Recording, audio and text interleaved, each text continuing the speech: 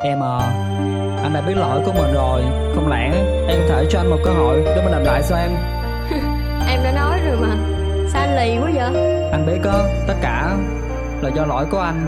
Khi mà ngày trước anh đã phản bội em, nhưng mà anh cũng nhận lấy hậu quả của nó rồi.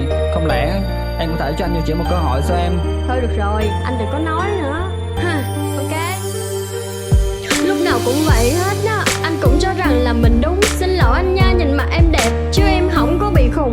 Hết chia tay giờ anh đòi quay lại. Anh nghĩ anh là ai? Bắt cả hai tay cuối cùng kết quả anh cũng đã bị em bắt bại. Anh là con trai mà sao bất tài. Xin lỗi điều này là không sai. Quả tim thì anh lại có hai suốt ngày lừa tình một con gái. Xong rồi chia tay thì anh lại bảo lỗi tất cả là do em sai. Cái tài lừa tình thì anh là nhất, chỉ tội cho em là con gái. Anh là con trai thì nên sống sao để cho em đi nể, chứ đi lừa tình sắm chó như dạ bây giờ đến chó nó cũng chê. Ngày trước thì anh khi mới quen em, anh thề rồi anh hứa cái gì xét đánh, cái gì xe đụng, mà có bao giờ anh làm được chưa? Xin lỗi anh nha, em không phải là người dễ dãi, cũng không phải dạng ham tiếng mê tiền, và cũng chẳng phải hạng mê trai. Anh quay trở về nói lời xin lỗi khi bị nhỏ đó đá anh ra. Đúng là mặt dày còn không biết nhục, anh bị như vậy cũng đáng mà. Làm sao để quay trở về khi người đã từ rồi em?